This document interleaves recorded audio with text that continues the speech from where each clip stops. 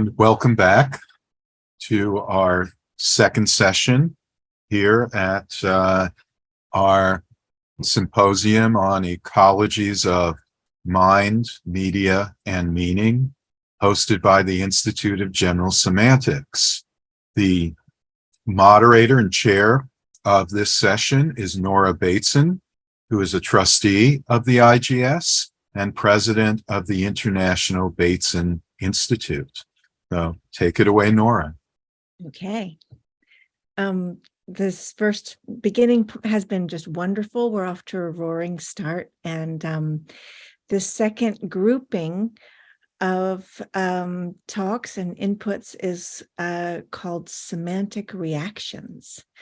And the first speaker is going to be Kasia Drogowska, who's an independent scholar from Poland.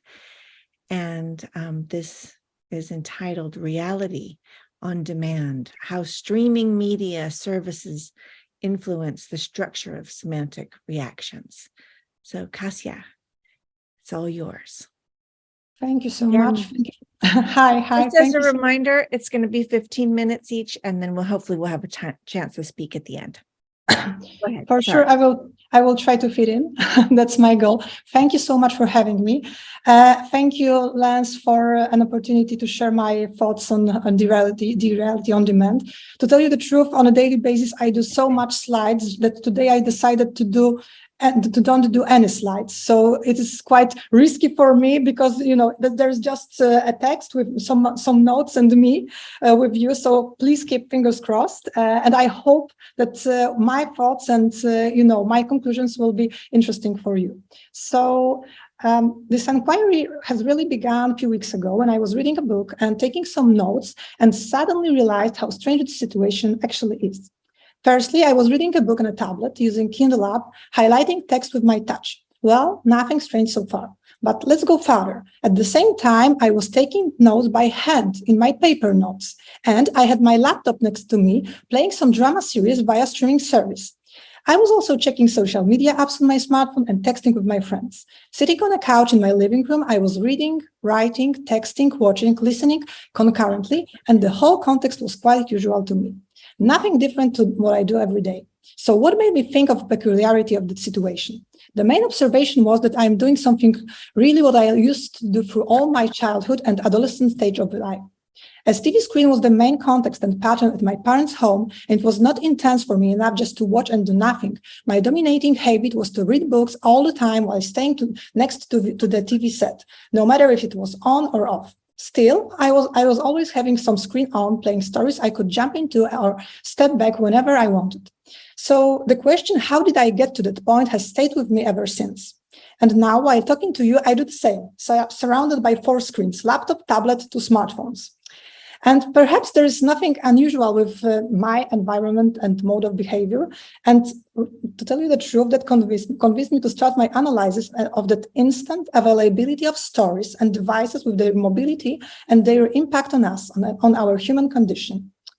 I'm taking as a frame of reference our semantic reactions because I assume that the way we evaluate and how we try to control our evaluation is the core component of the reality, of the way we define objects on unspeakable level, the way we abstract, the way we perceive using Batesonian terms, pattern that connects and difference that make a difference. I use quotation mark to emphasize the inadequacy of the term reality, no matter if we take into consideration its Aristotelian bias or its meaning for TV genre reality show, which is focused rather on delivering homoludens entertainment via game or play and has very little to do with reality that exists outside the screen. I am convinced that reality as a multi-ordinal term is rooted more than ever in context that we create by mixing physical objects with stories being told on demand on portable and TV screens. For this analysis, I would also like to focus on streaming media services delivering video content on demand in order to stress how the growth of the media and its popularity changed the way we access linear TV and movie theaters and the content itself, user, message, and audience. The evaluation of technological impact is imprinted into the structure of abstracting process.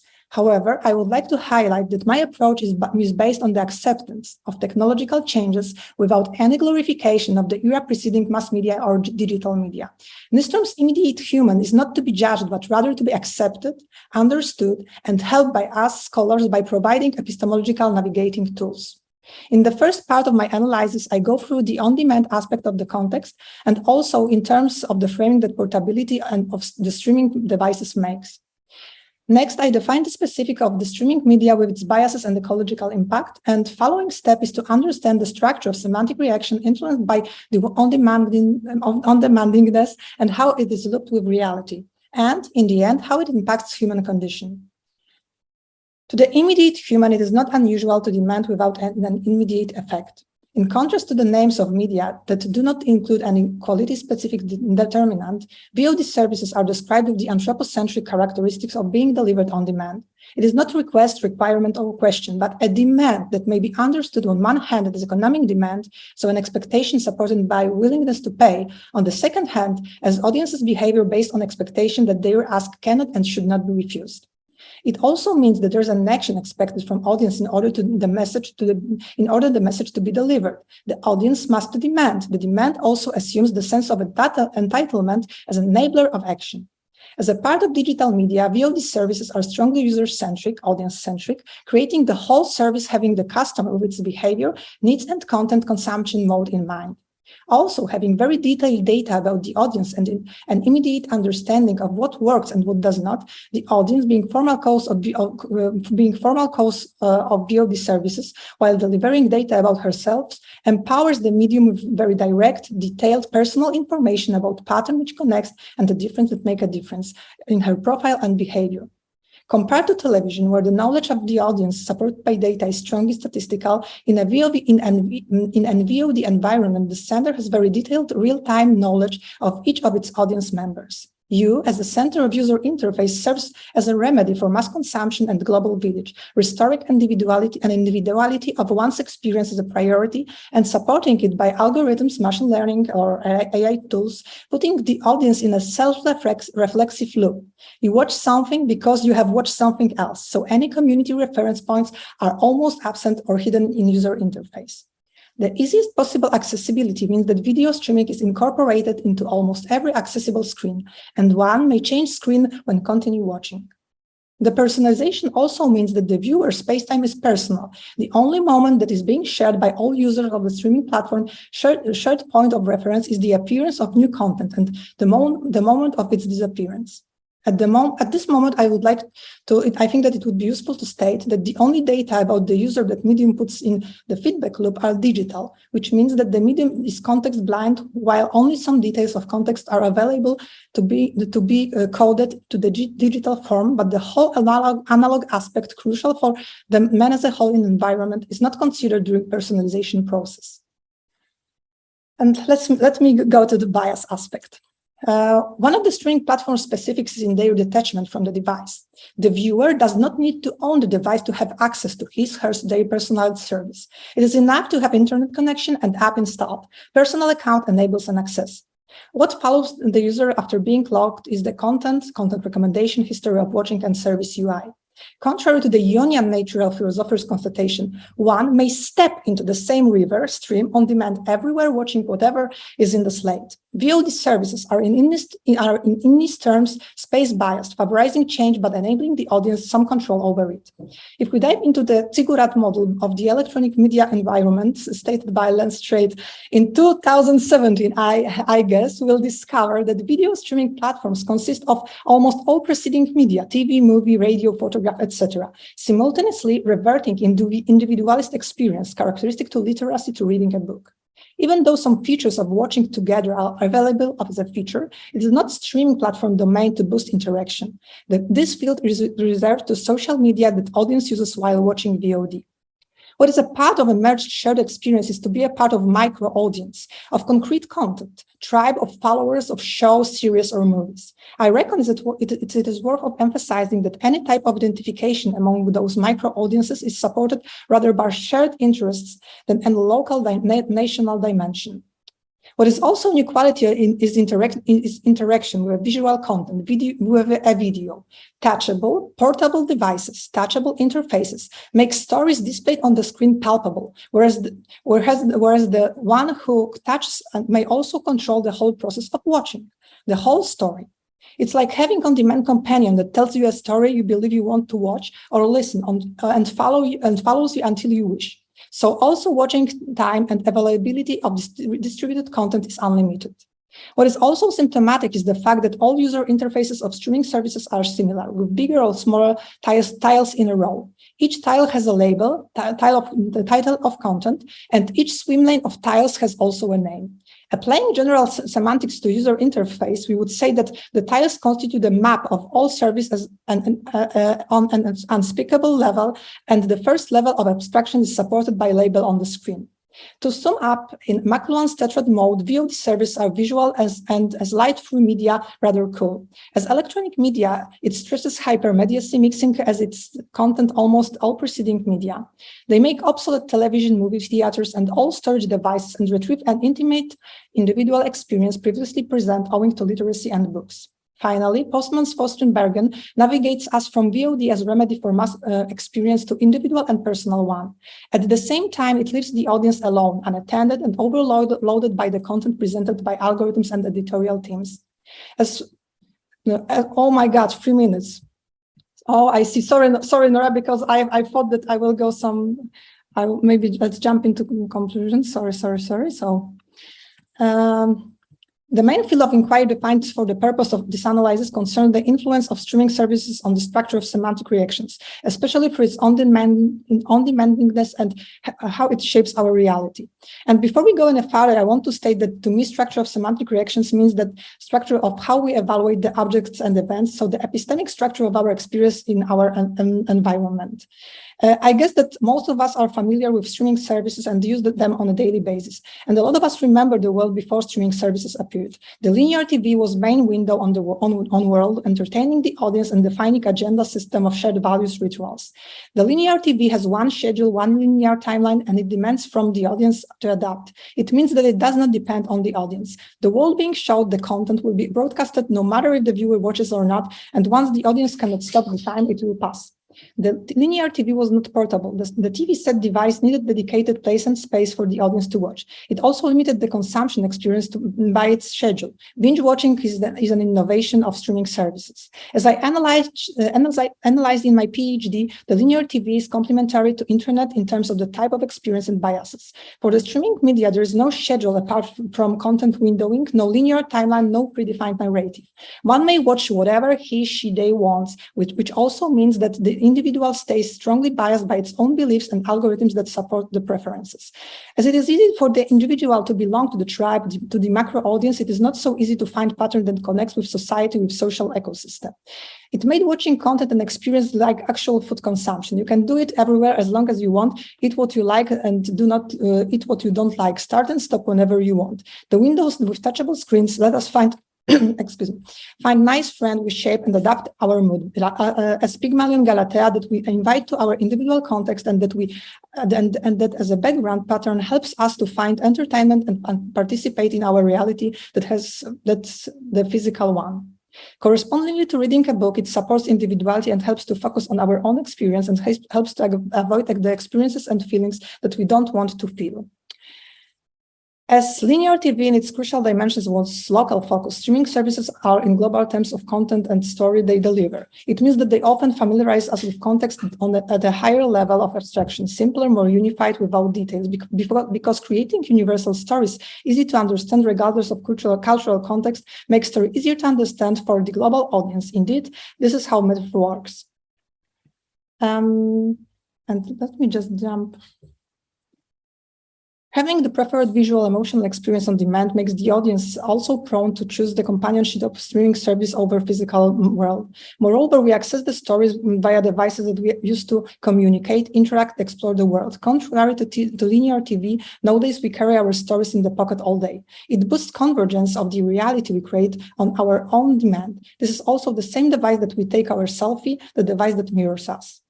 And let me jump to conclusion. This is the end. It is worth to remember that as much as literacy and print supports the power of reasoning, analysis, critical thinking, as much electronic visual media supports power of emotions and feelings. Each of us has our own portfolio of time, and when we devote more and more time to watching and experiencing world by pictures, video, the less time we spend on writing and reading.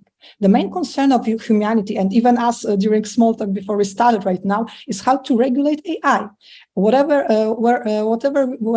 we should limit its development and usage, and if yes, how to do it. However, I think that we must remember that AI solutions are about reasoning, algorithms, causality. How Moludans diving into entertainment may not be ready to cope with competing or even managing AI. Our abstracting process depends on visuality and is boosted with immediacy of experience that is ephemeral and serve on demand. The question remains if rectangle screens are enough to distinguish illusion from physical facts in our environment. Let me repeat, Nystrom's immediate human is not to be judged, but rather to be accepted, understood, and helped by us scholars by providing epistemological navigating tools. Thank you so much. Hope I quite fit into time because I had rehearsal and I was more stable with my timing then. Thank you so much. Thank you very much. Our next speaker is Nadja Touzari from Roskilde University in Denmark. And the title of this one is The Podcast as a Memory Transferential Space. Nadja? Thank you. I will just try to share my screen. I don't have a lot of experience with this Zoom presenting, so I will just try here. Share, and are you seeing it now?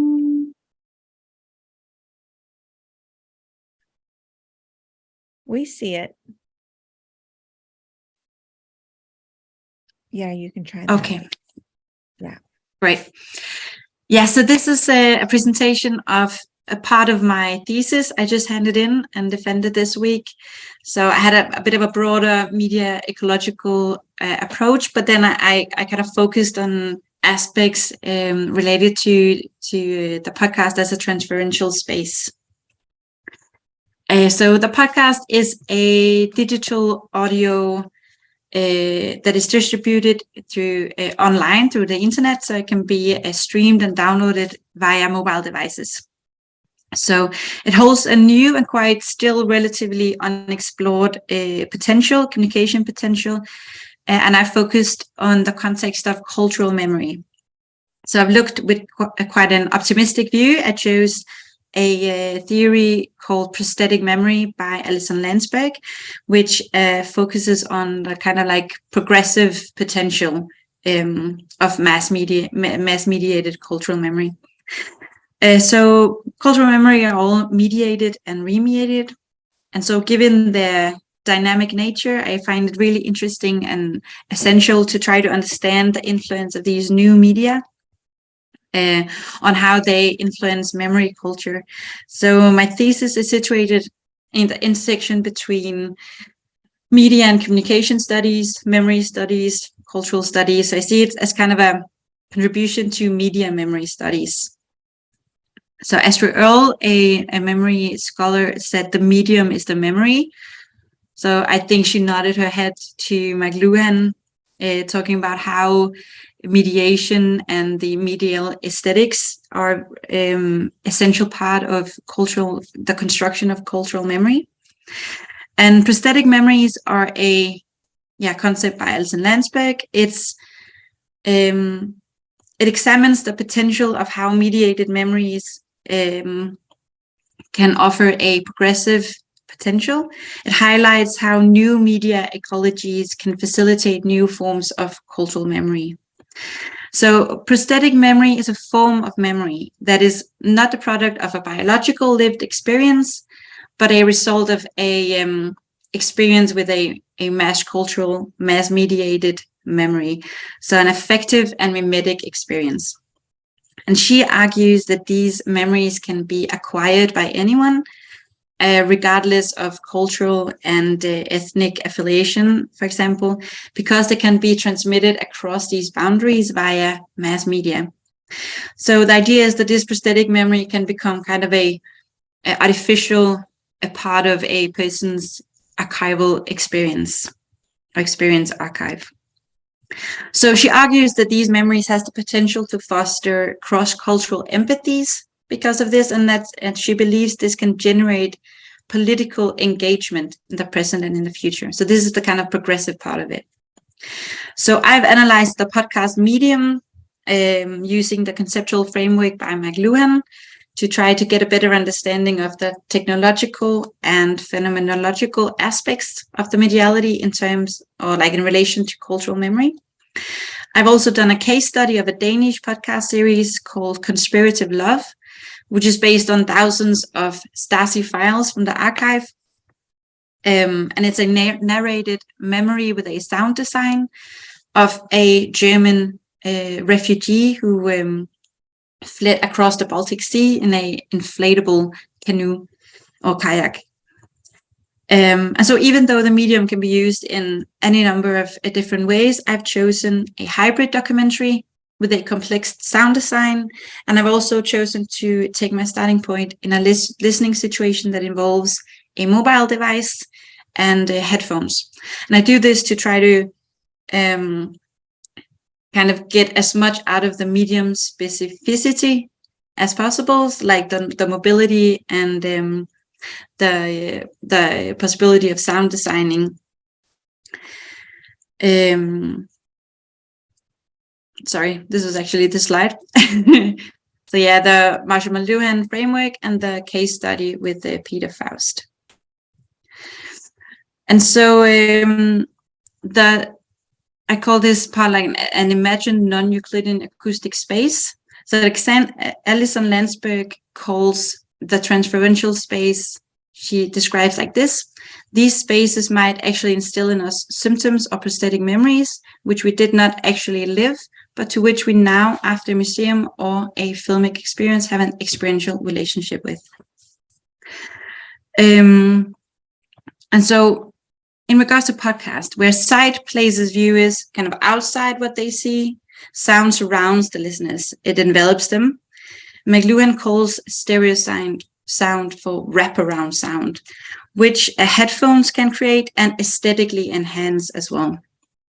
So McLuhan suggests that the acoustic echo still exists in the modern human experience. And he examples this with the sound's ability to envelop us. So it has no edge, it has no limit to the auditory sensation as there is to the visual. So this can create the experience of a non-Euclidean space that has no center and no margin. So this mode of sound, mode of communication that sound are characterized by having a strong acoustic properties that have an immediate, intuitive, and abstract communication potential. So one of the insights from a Danish study that she's called C.L. Soby, she looks into the phenomenology of podcast listening, is that sound can manifest itself as a spatial phenomenon, in the sense that the listener creates a kind of parallel space, an imagined space where the listener experiences being in the feeling. And professor of sound studies, Michael Bull, has called this an auditory bubble. So I would like to draw out an aspect of Bull's choice of terminology, the bubble, that I find particularly interesting, which is that the bubble is transparent. So transparency, I believe, is an essential part of the phenomenology of the podcast, as the experience of immersion in the imagined space doesn't mean that the listener becomes inattentive to their surroundings or removed from them altogether, but it rather means that the surroundings and movement within them are kind of a really present part of the immersiveness that are offered by the podcast. They mutually influence each other, and it creates this kind of synesthetic relationship between the physical world and the imagined podcast space. The listener isn't fixed in a position in front of a screen or a book, but reminded of their bodily presence in the physical world at all times. So according to Landsberg, one of the fundamental aspects of empathy and ethical reflection is that the listener isn't lost in an emotion and identification, but is aware of that distance and difference from the character or of the narrative and the owner of the memory. So this synesthesia of the movement allows for a multi-sensory experience of the auditory stimuli, but I will note that it also kind of amputates the auditory kaleidoscopic interaction with the physical world, because the earphones, the ear and the hearing becomes very focused and occupied by the headphones.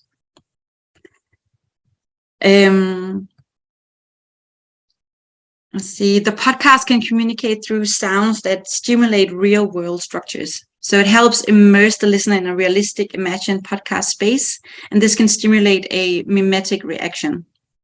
So the podcast can communicate through voices and sounds that convey material, temporal, and spatial aspects. So this gives the listener a more naturalistic experience of this space. This and the narrative construction can heat up physical and fragmented historical artifacts, and the remediation dematerializes the artifacts, which gives them a new medial aesthetic and reactualizes them in a culture of memory. I consider the remediation through the podcast as a kind of transformation from a spatial visual object to a temporal auditory event.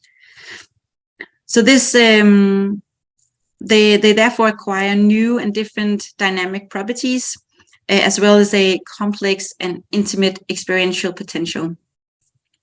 So the indexicality of the real sounds, of the materiality of the papers, of the Stasi files, convey their tangibility, and this can create an experience of being brought into proximity with the historical artifact, and this can enable a prosthetic relationship to them. The user is the medium if another medium. So the headline is kind of a play on two of McLuhan's aphorisms that I will draw on in the next section. The podcast medium can heat up historical artifacts of the Stasi report, and the voice is an extension of the voice that mediates between the memory, the historical artifacts, and the listener. I see that I'm almost running out of time. So I will just try to prioritize. So yeah, the voice is vocality, which is the aesthetic quality of the voice, and the verbality is a linguistic. So this relates to one of McLuhan's aphorisms, that the content of any medium is always another medium. So the voice is the content of the podcast, and the content of the voice is language. So language is, according to McLuhan, an extension of consciousness. It allows us to extend our inner world. And I will draw on this and argue that vocality can be considered an extension of the human emotional life, as it conveys emotion and attitudes in the form of pitch, tone, and tempo. So this kind of, the voice then works as an extension of the user, drawing on the user is the content. And the consciousness and emotional life of the sender is then extended through the medium, and can kind of evoke a sense of presence. And the medial network of the microphone and headphone can facilitate a really intimate experience for the listener, an extension of intimacy. And also the user in the aphorism is the receiver. And the receiver also extends themselves, especially through this synesthetic relationship between moving around the physical world and at the same time being in this space. So the kind of mutual inference there. And let me see time. Okay, I will have to jump a little. I also took time, but it apparently takes longer to take it out loud to you. So I will go to the conclusion. The podcast as an transferential space can be considered or understood by considering as a space where the owner of the memory and the listener both extends themselves. So this facilitates a mediated contact that enables a transfer by which the owner of the memory can be imprinted in the listener as a prosthetic memory. And the ability of the auditory to communicate through human modalities and simulate the naturalistic world can add a realism to this space that enhances mimesis and identification. The synesthetic relationship between the physical world and the imagined podcast world can create this multi-sensory and three-dimensional experience. And it is supported by the potential of the acoustic, non-Euclidean space to convey abstract and metaphysical conditions. It enables a communication of memories that can offer understanding and emotional insights that we might not be able to grasp solely through our cognitive abilities. I had some, I'll just end up with a note that, as I said in the beginning, my thesis also had a broader perspective. So I will note that the broader media ecological approach also suggests that a podcast, digitality and mobility, and aspects of digital archive also stimulates a very linguistically based, individualistic, isolating, and fragmenting culture memory culture, as well as having problematic implications in terms of the experience of time and space in relation to the past, present, and future, because of the abundance and immediacy of the digital archive. And so yeah, this is the title of my thesis and my mail if anyone wants to get in contact. I'm sorry if I went over time. I think I just made it, but then I also jumped a little steps. I hope I didn't jump anything that was important for it all to make sense. You're good. All right. Thank you. Thank you. Okay. Thank you so much, Nadja. And Rozane de Kock from the Katholieke University Leuven in Belgium is going to speak next on media ecology and symbolic ludoliteracy in Flux, games of chance, games of change. Thank you very much, Nora, for the introduction. Can you all see my screen? Yes. Okay, that's good. If you want, you can press the yes, I try to do that, but that's going to be better right now. Okay. The title might sound a bit mysterious and enigmatic, but I hope that will become clear throughout the presentation. So when we look at the description of Neil Postman of media ecology, then we see that it's about a study of how media affects human perception, understanding, feeling and value. And the word ecology in itself implies a study of environments, their structure, the content, and the impact on people. So it's crucial to see the game ecosystem as a general media environment as well, and a special medium as such. So there is much more to it than the virtual game world itself. It does not stand alone. It's extended by streaming platforms with game streamers in it, such as on Twitch. There are chat functions to communicate with the gamers online. There is a whole community out there. So that's all part of a kind of interconnected extension of the game itself. And it's all the different media, they give us information about the world we live in, and it also comes with kind of knowledge about what we think that is acceptable and the things that are not acceptable. And it's exactly the same if you look into the game environment. But what is happening right now is that the media ecology is in a constant rapid flux, and all the different existing boundaries between different media platforms, they are vanishing, and we come into a space in which lines get blurred, which can be a bit difficult for specific situations. So when we look at the video gaming industry, then we see that this industry is booming, and the gaming market, the value will be over $268 billion is estimated in 2025. So the changing business models, they are causing an increase in popularity of in-game purchases, which is an estimated to account for more over than $74 million worldwide in 25. So we see that this increase in professionalism within the game industry and the increase in development costs going along with this increase in popularity and also in quality, urges the business model to change. So we move on from a buy once a specific game and play it perpetually onwards. We move to multiple and frequent in-game purchases of items within the system there. So therefore, it has become a necessity to look at a consumer or customer protection framework when we end up with random rewards that pop up within the game.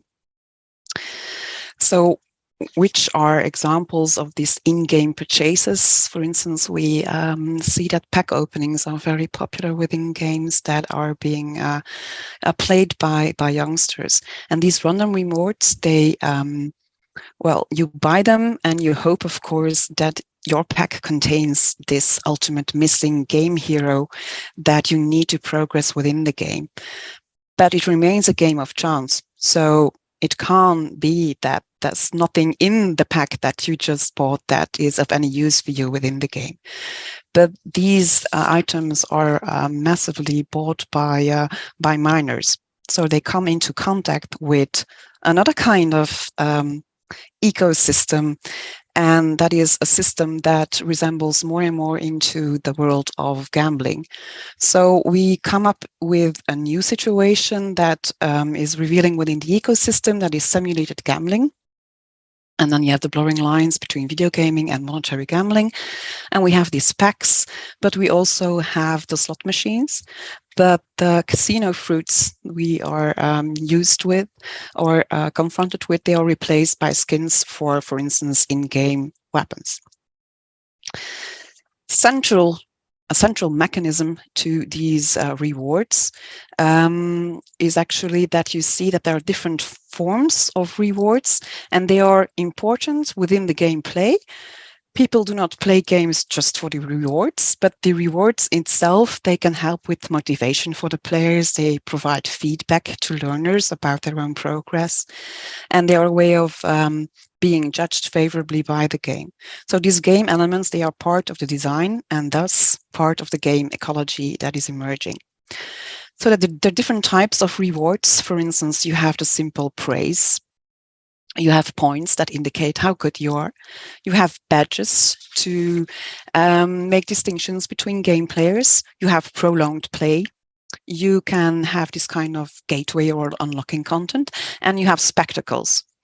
There you have this great animation that's being accompanied by music and flashy stuff that goes on. That comes as a kind of extra praise, so an extra reward for the player. And of course, in the whole system of media use, we have different kind of forms of media rewards, also the likes, the real ones, but also the likes that are being bought by people just to increase their own self-image. So we go quite far to look for rewards for ourselves, and the likes also become a kind of commodity. So where does this resemble to? We come into contact with the Skinner boxes. So the online reward mechanism, they actually function as a modern version of the Skinner box. But here we are the pigeons. And of course, this positive intermittent reinforcement makes us longing for the next thing coming up. So we keep on picking on the same spot that is ticking on the same box again. And from levels and points and leaderboards as rewards, we jump to virtual and real currency. So from one box to another box, from the Skinner box to the unboxing videos, and we want to be surprised and we want to have rewards in there. But we can even move on to another kind of box that appears, that is the loot box. And here it is about the symbolic use of special effects and the glorification of the moment. So we see special sounds, lights, creation of mystery. And then finally, there is a long wanted item or nothing you can use at all, actually. So these are random rewards, and it might be something very valuable, but it can also be something you already have, and that's no use for you to make progress within the game. So the loot is the reward, but the opening of the loot box itself is already a kind of reward in itself due to the spectacle. And then we get the same thing popping up again, the great animation show. So we are influenced by operant conditioning, and we keep on longing for the sequel, and we want to have this winning feeling, and we want to regulate our mood. If we were not in a good mood, we try to look for the better mood to feel better. So what is actually going on? For quite some years, we are talking about gamification of life, but actually with the team of people we are working on in Leuven, we are looking into a different kind of convergence, and we also want to make clear that we are moving towards a kind of gamification of life. And you have everything that goes on within games, but you have also other aspects that show up, such as, for instance, raffles to buy stuff that are actually commodities. So when you look at this specific slide, then you see that you are not simply buying the shoes you want, but you have to get lucky. You have to be able, you have to be chosen, you have to earn the chance to buy them. And in this kind of a way, we end up in an increased rareness of something that is actually a commodity.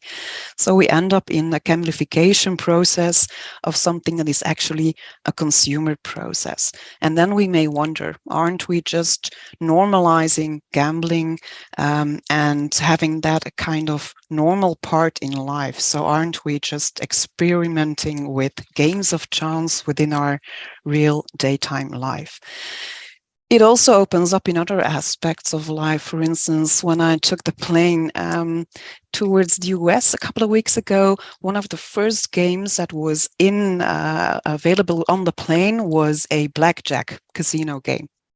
So even when you're so many miles up in the sky, then you're confronted with the gamification in the normalization of it in our lives. When you look at family influence, of course, family is there to protect minors, but then we see things happening like, for instance, the popularity of scratch cards. And the scratch cards, they are giving us a present under the Christmas tree or for birthdays. And the thing is, are we ever reflecting about what we are actually doing in our daily lives and the kind of spheres of influence that we are bringing our minors in contact to? And of course, we have advertisements and other media-related influential spheres as well. So then we see that there is a whole ecosystem that's interdependent. We have game streamers, opinion leaders, influencers. And from the moment that you use the word opinion leader or influencer, that's clear. That's related to ads. So for non-English native speakers, it's not always easy. So if you use influencer, then they might think, okay, something is going on, I have to be aware. But if it's streamer, then there is no kind of warning anymore. And also, for instance, the hashtag ad that has to be used in ads used on Instagram, the minors do not always understand what is actually going on. So what about the awareness of all these elements, and especially the video game streaming, which is on the rise with 7 million creators each month and over 31 million daily visitors on Twitch. And if you look at the Twitch slot category, then you see that these streamers are actually playing gambling games. So the minors are confronted with these kind of exposure as well. Going to skip that one. So in general, the idea here is what is actually going on. We need some media literacy, of course, for children, and we need some media literacy for people around there. But what about the precise influence of ludoliteracy? Because then we are going especially focusing on games and everything that's surrounding it. And of course, games can be fun. So the message is not that we have to ban everything that's related to games, but we have to reflect a bit more on it, on what is happening within the complete ecosystem in itself. So we are running a rather large project within Flanders, in which we have a longitudinal survey, in which we have diary studies, in which we have interviews with minors between 12 and 17 years old about their gaming experiences, and where the gaming turns into more of a simulated gambling situation. We have a new law right now in Belgium that's going to be in line somewhere in the summer, and some parts will follow later on during several years about banning gambling ads. So that's going to be an interesting case study of what is going on. So for the future research, we hope to have a kind of look on the impact of the limitations of the ban later on. And in general, the takeaway is that actually we need a general awareness of what is going on related to gambling, related to gaming, not only ludoliteracy for children and adolescents, but also for parents, for caretakers, for teachers, for everyone around there, just to have a look at what is going on, because often parents don't even know what their children are doing there online and what is happening out there. So we definitely plea for a need for balance and some self-reflection. And the important thing about the symbolic ludoliteracy is that we actually want a plea for it in order to reflect on the symbolic importance of gameplay and everything that is surrounded within the whole ecosystem. Thank you. Thank you, Rozane. That was beautiful. And I have a lot of kids, so I'm watching that very closely. Our next speakers are a duo, and it's Olena Marina from the Kerry Education and Training Board of Ireland with Igor Korolyov from Taras Shevchenko National University of Kyiv in the Ukraine. And their talk is called Conceptualization of Refugee and Ecological Crises in the Multimodal Semantic Environments. Are you ready? Yeah, sure. Can you hear me well? Yeah, okay, perfect. We are ready. Hello, everyone. Hello, dear Lance. Thank you for invitation, and hello from Ukraine. But I today had a trip from Warsaw to Vilnius. Yesterday was a trip from Kyiv to Warsaw, and today our presentation will present Olena. Thank you. Yeah, thank you, Igor. Hello, everyone, once again. Thank you so much for inviting us, Lance. All the events organized by Institute of General Semantics are always very interesting and very challenging for us. And actually, I would say that usually at the events, Igor and I, it's our kind of cooperation. It's usually the research that we do together, and we are always happy to present it. So actually, generally, I'm from Ukraine as well, and our cooperation, particularly with Professor Korolyov, started there in Ukraine. But because due to the circumstances, due to the war in Ukraine, I had to leave the country. So, and I've been living now in Ireland, in the Republic of Ireland, for more than a year. So today, we'll be presenting, just give me a minute, I will share the screen.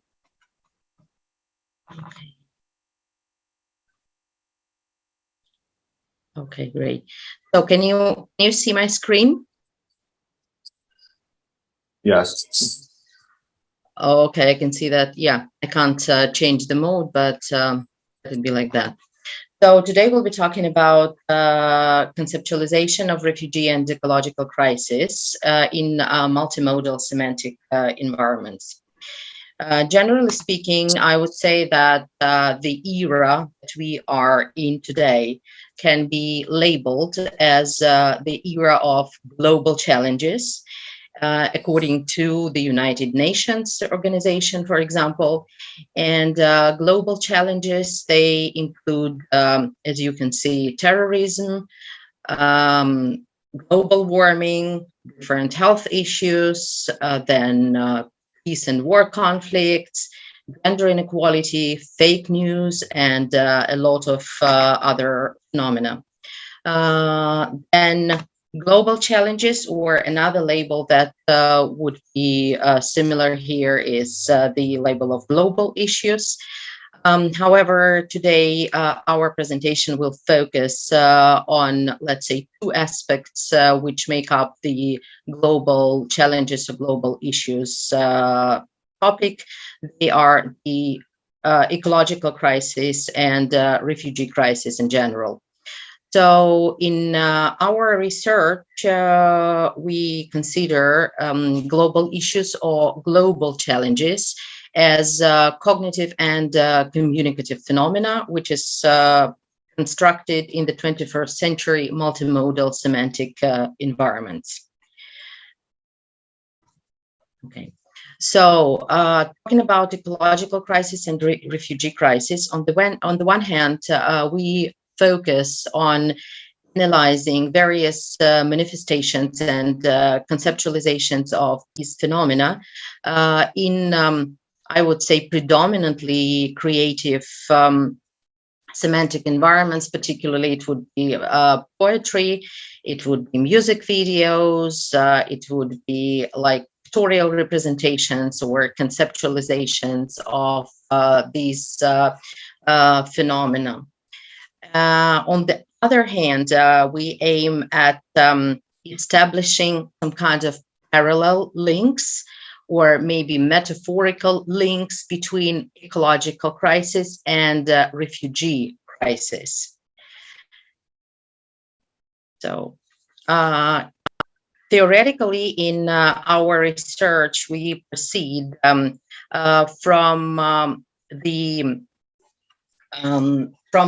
postulates, let's say, which are set forth by Gregory Bateson in Steps to an Ecology of Mind, that the major problems in the world are the result of the difference between how nature works and the way people think.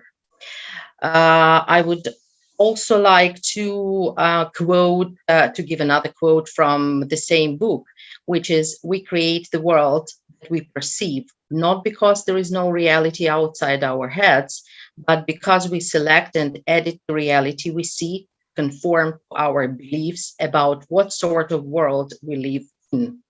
So here, these postulates, I would say that they correlate with some of the theories and principles set forth in the area of cognitive linguistics, which touches upon the construal or construction of meaning, right? So that, again, all the global challenges and the problems which we face today, they are conceptualized, or they are interpreted or constructed differently, depending on actually the addresser, depending on the one who creates, who conceptualizes this or that issue. Especially this is important when we deal with artistic environment, artistic semantic environment, like poetic texts or pictorials, or pictorials like visual representations or conceptualizations of the phenomena under study. So, and of course, in our research, we proceed from understanding the semantic environments by Wendell Johnson, Neil Postman, and Lance Strate. And talking about semantic environments, artistic semantic environments, we believe that there's a multiplicity of environments and their characteristics which intermingle. So those would be the environments which we analyze would be like symbolic environments and technological environments. So particularly the material which we analyzed was taken from social media platforms like Instagram, YouTube, etc. Then we analyzed just a little bit of media, The Guardian, paper, electronic version, of course, then a number of poetic sites like Poem Hunter and Poetry International. Talking about multimodality, the thing is that, yeah, we analyze multimodal conceptualization of ecological crisis and refugee crisis in multimodal semantic environment. So the theory of multimodality in general originates so its origin is in Europe. And so the brightest representatives would be the brightest representative would be Theo van Leuven. And multimodality in general presupposes the multiplicity of semiotic resources within a particular artifact or event. So, or on the other hand, it can be interpreted as the interaction and integration of semiotic resources in semiosis, where language is one of them. So when we talk about poetry, actually, we do not mean, or we did not analyze like a traditional poetry, a printed book or whatever. It can be, there will be some of the examples following. So it would be when in meaning making, in meaning construal, what is important is the, let's say, integration of like visual image of a poetic text, yes, and of course verbal image of the poetic text. So how they interact in influencing, in making impact again on the audience. On the other hand, analyzing, there can be like the poetry with videos. So where we have a kind of dynamic representation and interaction of different modes, including music, including, again, some visual images and verbal representation. Then talking about including the theory of transmediality or transmedia storytelling, we focus on the principle of online dynamic or interactive meaning making and spreadability or flow of ideas, meaning that, for example, the imagery of ecological crisis and imagery of refugee crisis, which are multimodally constructed in semantic environments, they spread among different platforms, taking absolutely different forms. Because, for example, a piece of poetry created by a poet can get another life on YouTube, for example, being recited by refugees themselves. So, in general, generally speaking, talking about the ecological crisis, we can say that in poetic texts, it is conceptualized mostly. So actually the poetic texts themselves, they can be split into different types. So thus there is a poetry of disaster, poetry of catastrophe, then there's the whole trend of climate change and global warming poetry, and the poetry of science. So, and I would provide an example of the poetry of science, which is created by Sam Illingworth, who is a British actually poet and also a sociologist. So what he actually does, so there is just his website on the internet, is he takes, so he reads like scholarly magazines or scientific magazines where they represent the results of some research on the consequences of global warming.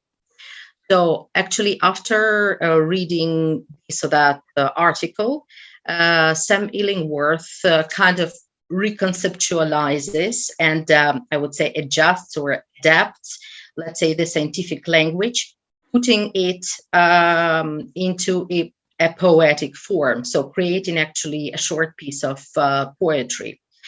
Also, he adds illustrations, which he either takes from the article itself, or he just selects some of the visual representations of this or that phenomena as he sees it.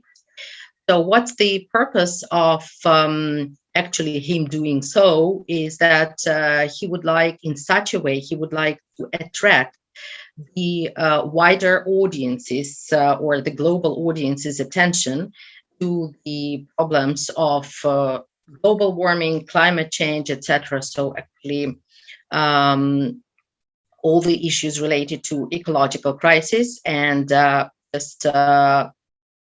he calls, in such a way, he calls people to act.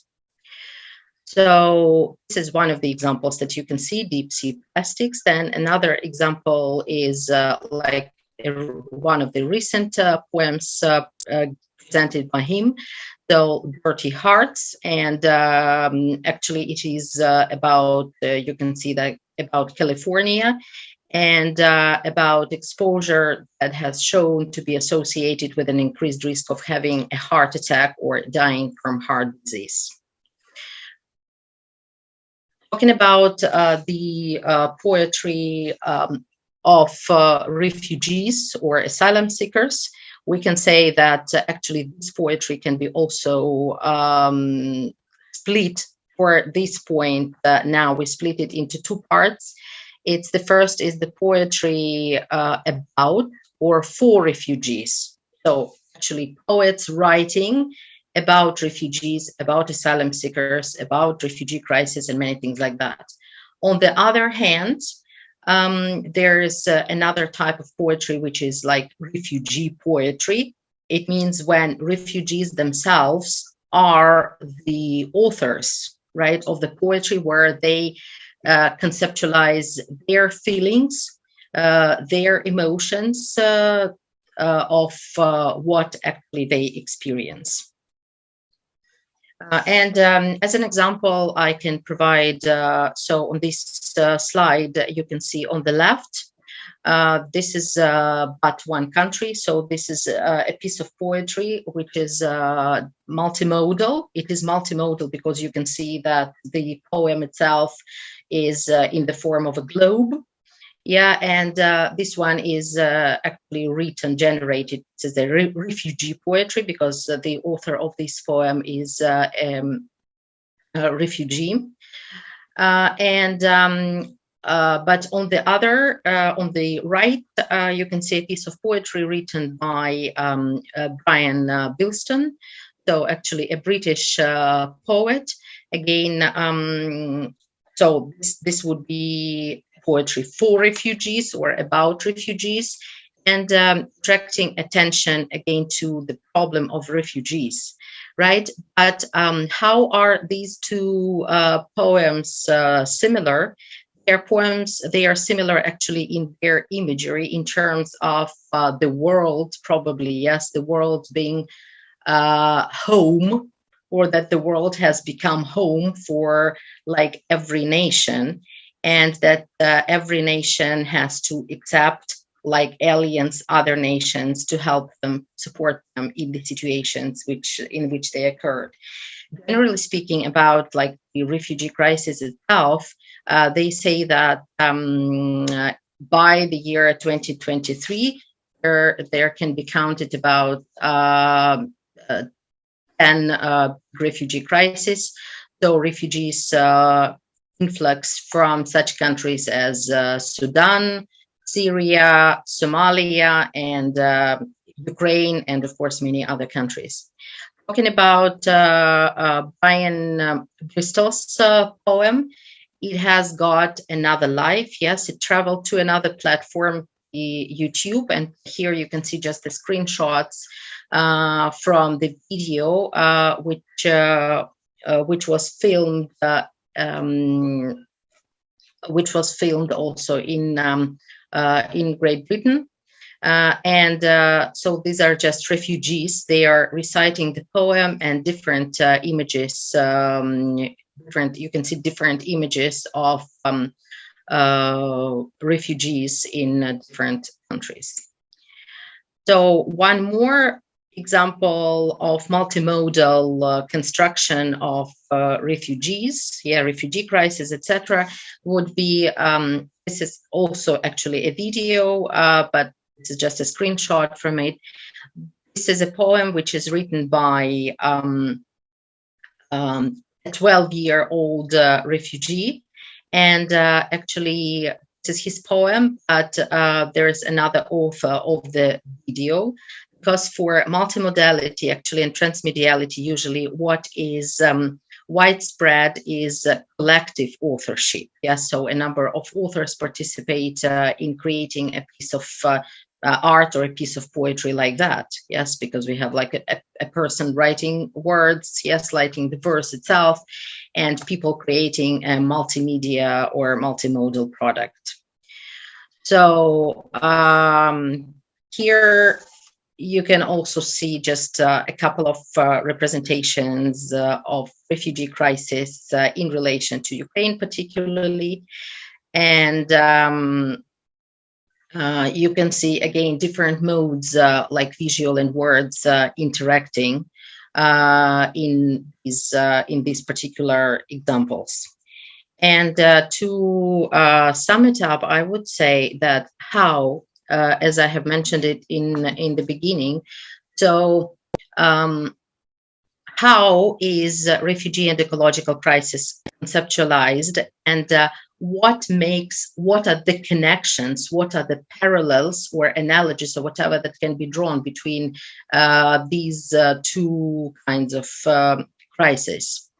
On the one hand, from cognitive perspective, we can say that refugee and ecological crisis, they undergo an illogical, associative, or paradoxical conceptualization. So, and it's possible to say that we have traced so-called like liquid metaphors. Yes, for example, if you look at, if we go back to this slide, yes, and if we look at the first picture, right? So the liquid metaphor, like the influx, or okay.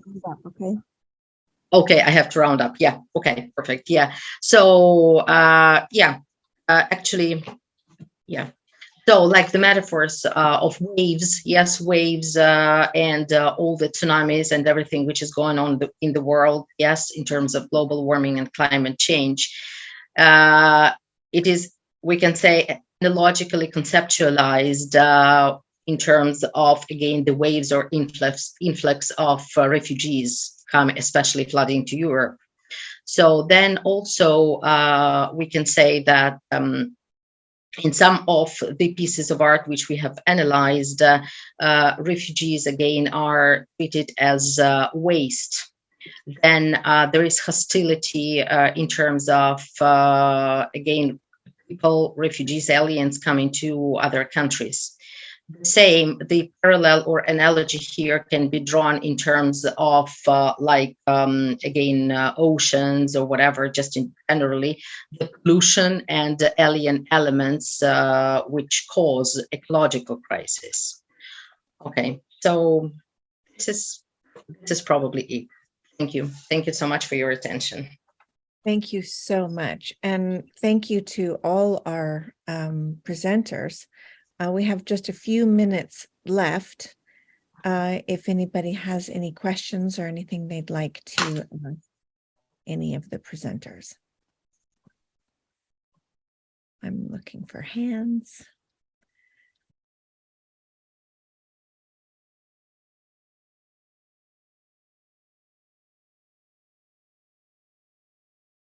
Well, if nobody else has a question, I do.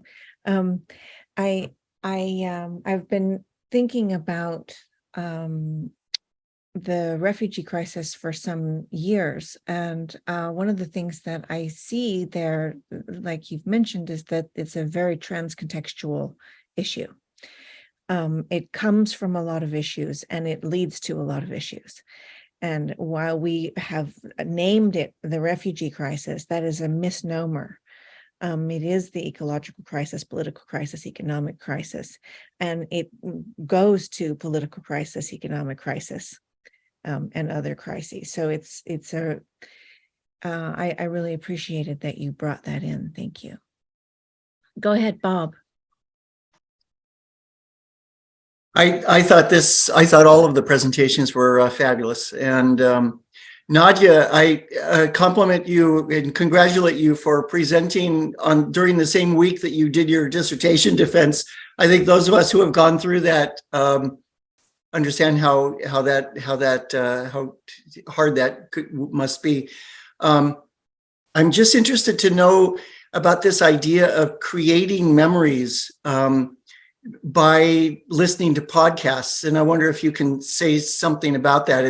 I'm a literacy professor, so it's similar to reading, but maybe there's something even more direct because it's an audio presentation. Well, thank you. I think so.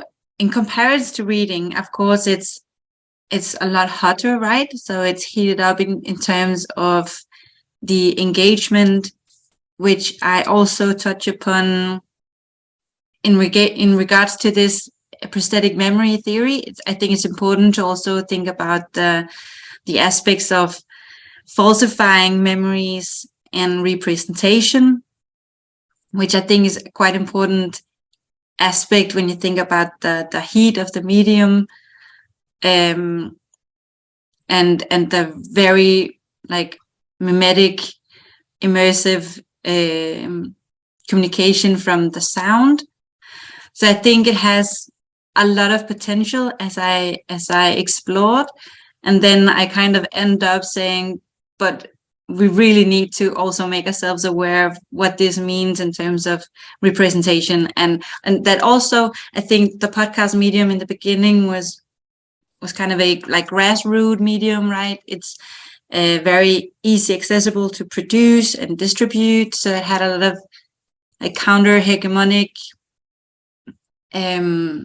discourse and narratives from marginalized communities. But I think where we are at now in Denmark, at least, it's very much a part of the like larger media industry now, and very much a part of the capitalistic society as well. So I think it has a lot of potential, as with I think a lot of this like sensory communication, but also something to, of course, to be very aware of the power of, at least. Yeah.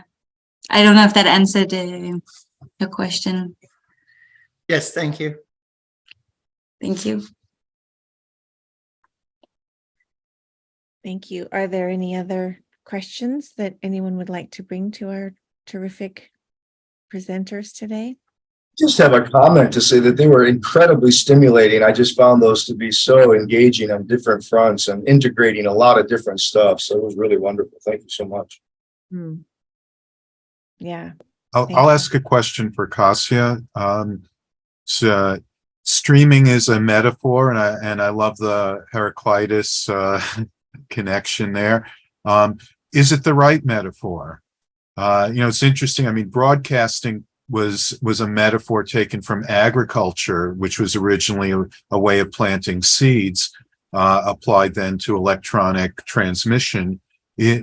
Are there alternate metaphors that would be better suited to to watching video on the internet, or do you think streaming is the appropriate one?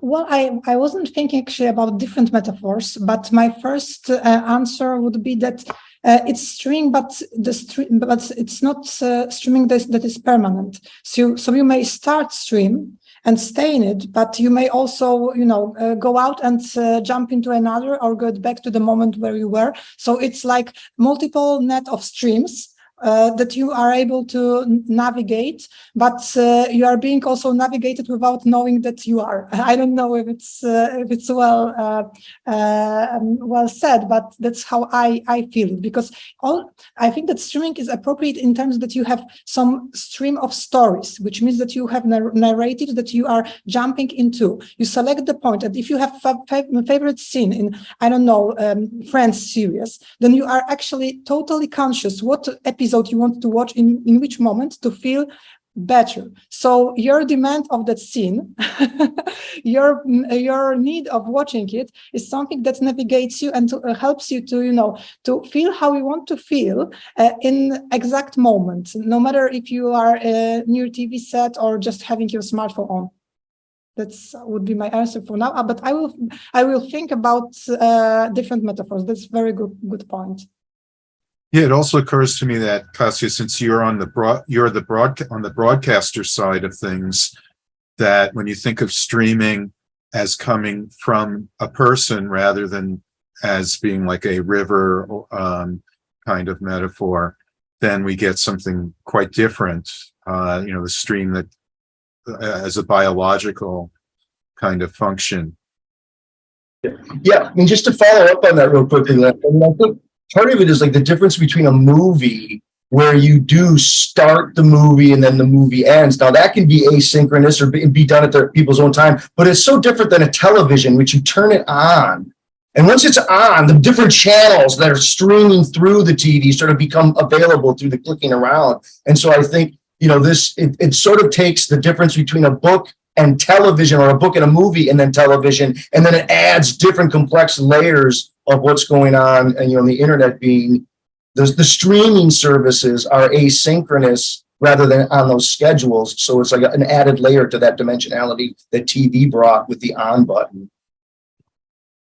Totally, and I think that I don't remember actually if I said that, but there is new trend in streaming services, and it's a kind of giving customers, as we say from the branch side, lean back experience, which means that new trend are fast channels that just multiple your experience of choosing stream and staying in it without doing totally anything. And the core distinction of fast channels to other TV channels is that you have total multiplicity of genres. They are very simple, but still lean back experience where you don't have to choose anything besides the channel. It's another layer on layer, because you may also during watching fast channel choose to deep dive in specific format that is being broadcasted and jump into another stream and stay with it within it, or go out whenever you want. So it's totally multiplicating, inceptional